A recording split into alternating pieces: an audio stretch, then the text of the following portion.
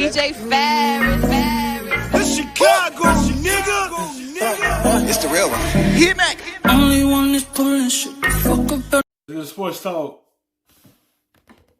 The New Orleans Saints had the highest ranked roster in the NFC, second only to the Ravens in the sport. New Orleans added Emmanuel Sanders to an attack that was, of course, already loaded. You got Breeze, you got Michael Thomas. You don't need me to tell you all the good players that they have. Reigning NFC champion San Francisco is just behind New Orleans. Tampa, Dallas, and Philly round out the top five in the conference. The Bucs are the only roster in the NFL with two top 10 wide receivers in terms of these grades, but those are the top rosters, according to Pro Football Focus, in the NFC. So let me put 60 seconds on the clock for Foxworth and Saturday. You both took AFC teams as having the best roster. So who's number one in the NFC? Jeff Saturday, go. New Orleans Saints are definitely the best roster on the NFC. I agree with everything you said. You can go through offensive line, they're loaded. Running back, they're really solid with Kamara. You talk about Drew Brees. And that's what I would say would be the difference between the 49ers and the Saints. If you look at Drew Brees and Jimmy Garoppolo, you have more trust in what Brees is going to do late in the game. Will he make that throw? And then obviously you're seeing things about Michael Thomas. This team is loaded. I'm going with the Saints. Yeah, they took the most important possibly weapon that the 49ers had last year was Emmanuel Sanders. When he showed up, that offense went from being okay to being great. Yes, that's what they needed. They needed a good wide receiver last year in San Francisco, but they let Emmanuel Sanders walk, and he ended up on another good team with good players around him. Alvin Kamara, Thomas, Drew Brees, and I'm gonna put Taysom Hill in there. So he ended up on another good roster. San Francisco shouldn't let him walk, because they needed that wide receiver to be that go-to for them, for Garoppolo. Now he ain't there. You know, Sam, he's a good wide receiver. They do trick plays with him, and they gonna need somebody else to become that number one, because they didn't have it. Because Goon, he gone. So who gonna step up and be that number one option for Garoppolo? Because he was that good option for them last season. How he made a big change for them. They still got Kittles. They ain't gotta worry about too much. They still got people around Garoppolo, but Randy Sutter made a big difference for them when he came onto that team. And he gonna make a big difference for New Orleans, because all the attention's not gonna be on Michael Thomas. Now you have a number two option alongside of him already. So they're in good hands right now, especially him. We end up with a Hall of Fame quarterback. So you can go with New Orleans.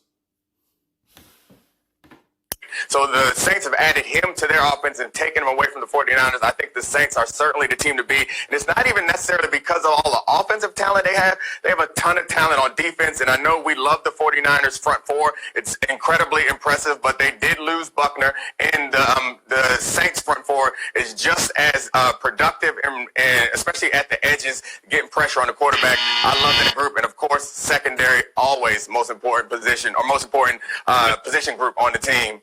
And their secondary strong. All right, so the Saints right now number one in the NFC. Let's get over to the AFC. Despite a disappointing 6-10 finish last year, the Browns were voted the 11th best roster in the NFL. Third-year quarterback Baker Mayfield has weapons at his disposal that candidly probably any other quarterback in the league would trade there. The Browns have a good roster, but only way is that team gonna be good is up to Baker Mayfield. That's the only way the Browns can elevate and potentially get to the playoff, is how the play of Baker Mayfield do. That's the only way the Browns is going to be a good team. If they quarterback show up and not make all the mistakes he made last season. That's the only way the Browns is going to do anything this season, is up to Baker Mayfield. Everyone that have a quarterback, that is the leader of the team. When you have a quarterback that's playing good, it make your team look good. And your quarterback got to be the one to carry this team. he can have all the weapons he wants, but it's up to him how he utilizes it.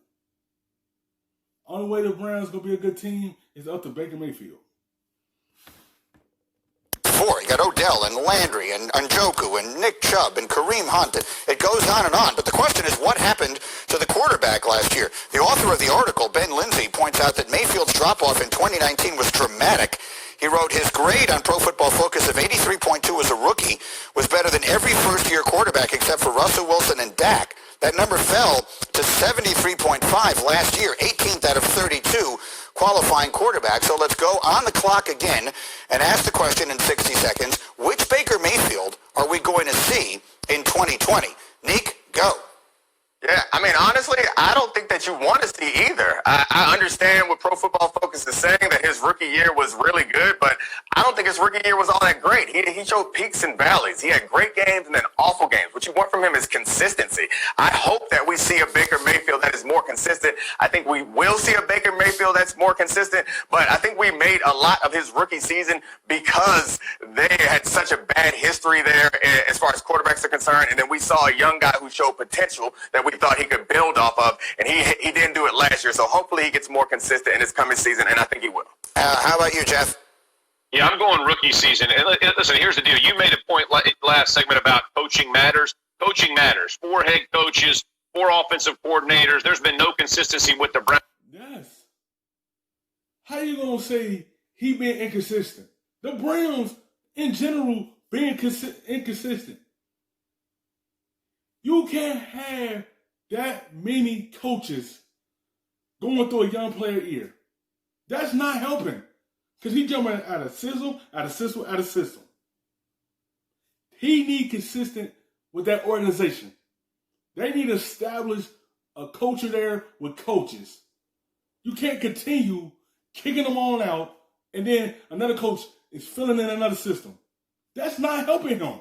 That's confusing him. Because he in another system. Like now, he's in another system. He was in Freddie's kitchen system. Now he in this system. That's not helping him. That is confusing him. He needs a system that's consistent so he can understand it. 4 head coaches, 4 coordinators, that is too many in one year. On what they've been asked to do. Everybody wants to put it at Baker Mayfield's feet. He has a ton of talent around his football team. He's getting better, I think, with the maturation process. Stefanski coming in with that offense. Run the football. Don't depend only on the quarterback. His quarterback numbers will go up, and he'll be the quarterback that everybody saw his first year. I'm with you. I think the Browns are going to make the playoffs. I've been saying it for weeks.